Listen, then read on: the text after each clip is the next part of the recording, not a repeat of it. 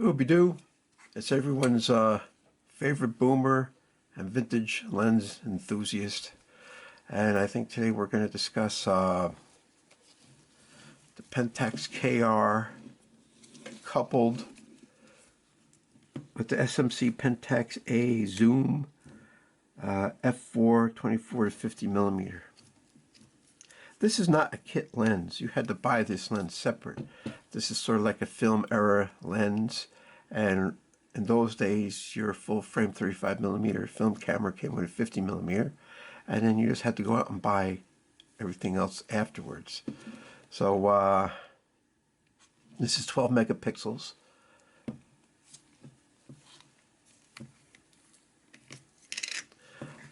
I bought this collapsible rubber lens hood because help reduce with any stray light and flare. These older lenses, especially Pentax, perform better with a lens hood. So I went out to the park yesterday and I took a bunch of pictures around sunset. It was a beautiful, clear December day, and the sun was low on the horizon and chucking long shadows all over. Everything was front lit. So I was shooting like at 400. I stopped down at like f8. Oh, this is an automatic lens, and the automatic lens actually works with the camera by turning this dial. So even if I was in AV mode, I could control the aperture without turning the aperture ring, and then the camera would automatically pick the shutter for me. So I was shooting around f8, f9, f10, maybe 5.6. Well, when I got home, here, let's turn this bad boy on. This is a test picture I was taking.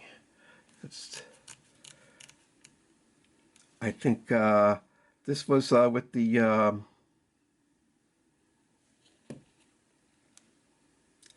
focus confirmation beep, so I'm going to get rid of that. Here you go. Let's look at this picture.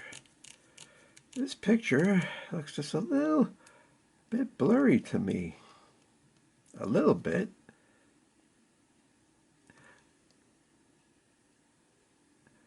Now let's go back to here. So you see it has the shutter speed. I was shooting at f1 7.1 and ISO 400. Now I like the way the colors look. They're beautiful colors. But I had the lens set at infinity. It's a hard stop infinity, and I was stopped at f7.1, and you'd think, well, the depth of field would cover for that. I was doing some tests. Now you've got to understand, this lens is not an adapter. It's actually on a native K-mount camera, right? This looks to me like, instead of infinity being there, infinity's like right there. But this is 50 millimeters. At 50 millimeters, like 7.1, I believe that the depth of field should have covered that, so I don't know why it came out blurry. Now, I did have the shake reduction on, and this doesn't tell the camera what focal length it is. All it does is tell it the aperture, and that's it. So the camera couldn't really fine-tune the shake reduction. I've stuck on 35 millimeters because that's in the middle of 50 and 24. So I subsequently shut it off. I'm going to do some more tests without the shake reductions and see if that was causing a problem. But otherwise, I really like the colors of this lens. When you hit the focus, it's extremely sharp. And this camera has, I just like the way it processes the image too. So what we're going to do is going to look at the photo shoot from yesterday. And that does have a live view. So you could use a live view to fine-tune the focus, which I do on occasion. But since it's so sunny out, it's hard to see the screen. And it's a battery hog. When I have the live view on, it just drains the battery like really, really quick. So if you shut it off and go back to regular mode and wait a while, then you can take some more pictures because the battery is really not dead. This has a heavy live load on it. And the movie mode does the same thing too, because I don't know why it takes more processing power to make the movie. So you have to bring a couple sets of batteries with you if you're going to shoot movies. If you're going to shoot a couple like 30-second movies, you could get away with it. But went yesterday as a still camera, It was cold out. It was like 30 degrees. Luckily, there wasn't any wind. And so it performed very admirably. And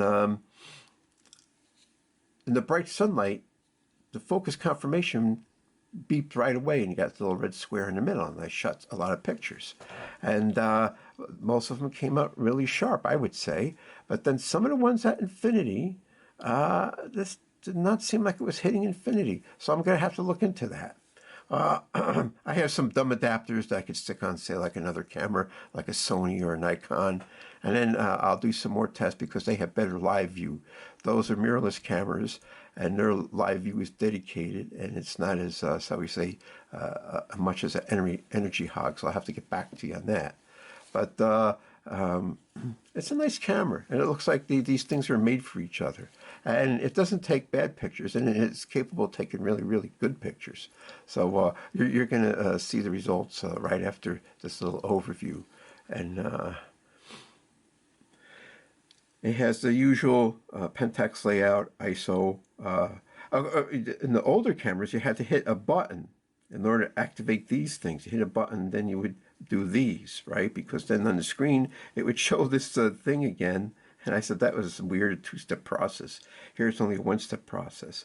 ISO, flash, white balance, timer.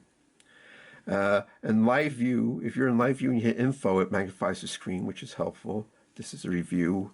And they did something weird, is in your review, when you want to delete something, they gave this button two purposes. This is also to pop up the flash, but when you're in review, this is for deleting. And this is the usual magnifying or adjust anything. And they moved the this AV. No, the AV button's always been there. This is for some manual mode. The green button is for some when you have a manual lens. Use that for stop-down metering. And then it's got the usual stuff here. But I always tend to stay on AV myself. It has a hot shoe cover. I don't think the flash pops up unless the camera's on, but that's neither here nor there. So I think this lens hood helped a whole bunch. I'm glad I bought it. It's very cheap. Of course, it's rubber, and I don't know how long it's going to last, but we'll find out. Since it's so cheap, you can always buy another one. And it's lightweight and it collapses, you know. So let's look at some pictures, shall we?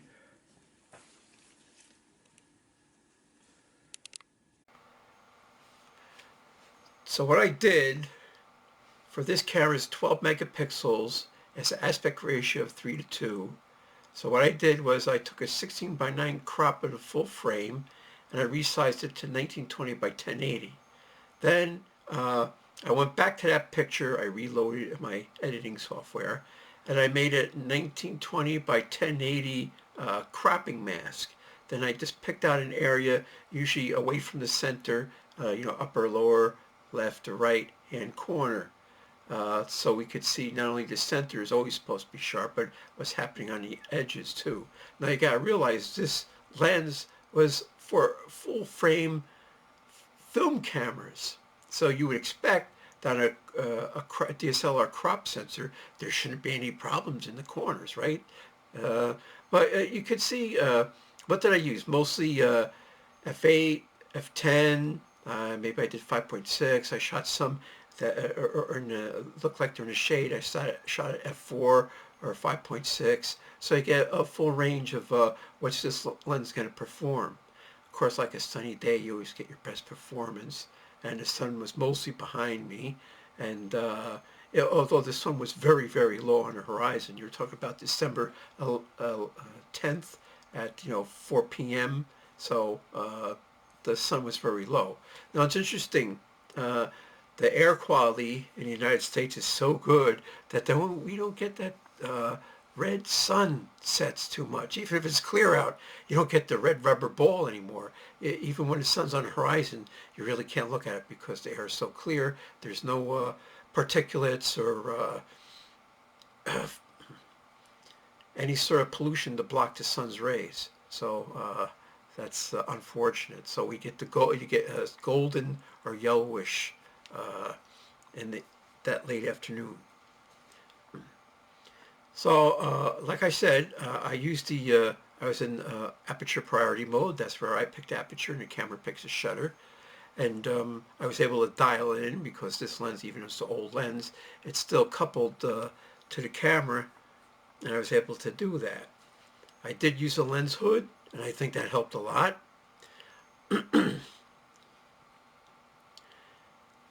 And this is just a series of pictures. What can you expect from this combination? The Pentax K-r and SMC Pentax-A zoom 24 to 50 millimeter f4.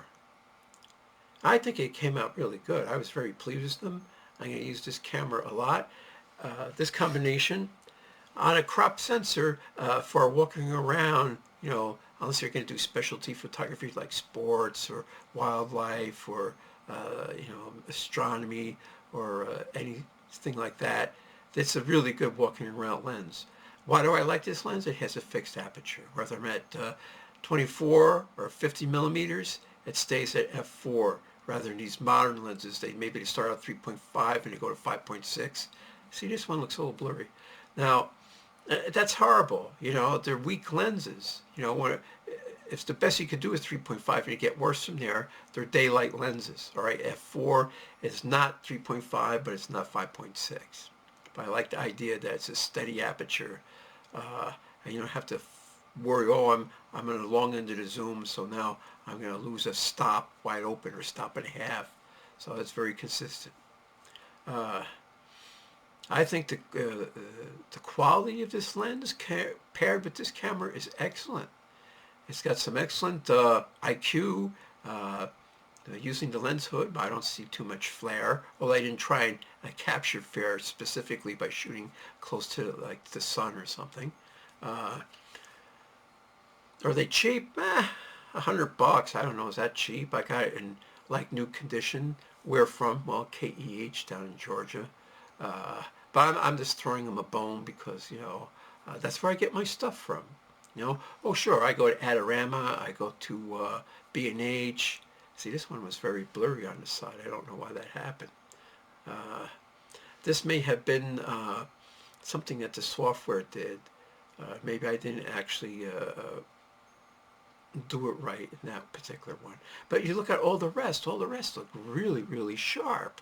And this is a wide open f4. This stonework of ancient astronauts did this. And this is a close-up prop of a corner of that. So for f4 wide open, that's pretty good.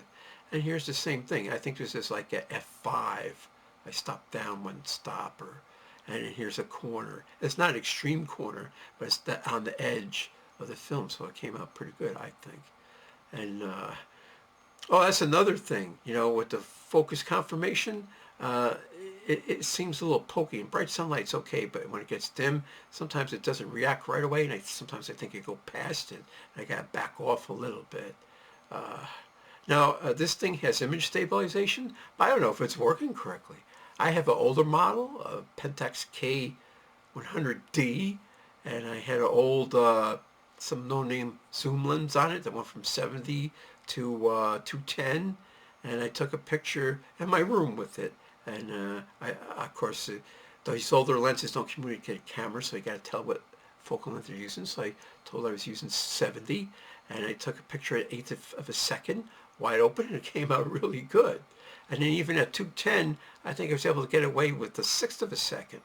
So I said, gee, this camera is much, much older, generations earlier, and anti-shake worked better than this new one. Of course, I got to play with it more because you get a new camera, and I'm still playing with it. But if you want to get a camera and stick with automatic mode, I don't use automatic mode. But I mean, these are the results you could expect from this camera. Or it's all nature stuff, and so maybe people, if you're interested in landscapes and nature and all that stuff, it works out really good. And if you look at all the branches and stuff, you see they're nice and sharp, lack of chromatic aberrations, and everything's nice and sharp, but it's stopped down. And one of the other things is because it's not automatic focus. I mean, you got to have it sort of preset all the time and rely on the depth of field to make sure everything's in focus. So, I mean, between 24 and 50 millimeters, you should be able to get away with f8 and have practically everything in focus reasonably. And that's the one defect that the lens didn't have a depth of field scale on it. You know, that was sort of cheesy, but you know, you get what you get. And the shutter speed is very important too. I mean, forget the shake reduction or image stabilization. You know, I always try and use the fastest shutter speed. And these cameras, they all perform well. 400 ISO, 800 ISO, and in bright sunlight, even 1600 if you want to get the fast shutter speed and a small aperture for depth of field. They take excellent results. There's a corner that looks sharp. Look at that. Reasonably sharp at any rate. And I like this late afternoon business when the sun is so low and everything's like got stripes, you know, the zebra stripe shadows and everything's side lit. And there's a beaver pond there. I like the beaver pond. And I like to go there when it's really cold, when there's not too many people there. There's a number of people there. I guess there's 2 parking lots. I guess there were 20 cars there. I saw 3 couples, 4 couples, mostly dog walkers. You know, a man, a woman, and a dog walking her dog. And then they're usually into their own stuff. And, you know, I didn't have to socially interact with them, which I found. That's just the sort of person I am. I don't know. I really like this combo. I'm going to use it more.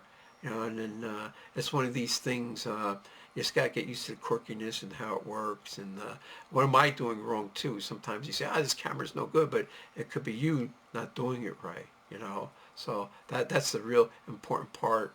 And then if you have a couple cameras, you know, you got to keep using the camera to get used to it. So you switch to another camera, you know, and come back, you still know how to use this one that you're just using with. It did come with a kit lens, but I didn't like the kit lens. All the kit lenses I see, these modern kit lenses, oh yeah, they communicate everything with the camera, but they look soft on the wide angle lens. Or this thing, it was very, very even actually. Of course, I'm going to do some more tests. I'll probably have another like a slideshow like this. And I appended a 720 video on the end of some snow flying today. And just to give you an idea what's that all about. And of course, you know, I come back to these places every season, summer, spring, winter, fall. And, you know, they're the same, but they're different. And that's part of watching the ebb and flow of infinity, I guess. This little section of infinity I get to witness. So it was pretty peaceful. And they had the bear hunt. I saw a lot of cars, like trucks, pickup trucks, parked along the road. And I figured these were mighty hunters out looking for black bears. But I stayed by the lake, you know, and I figured I was safe there. The hunters go out in the woods looking for the bears wherever they are.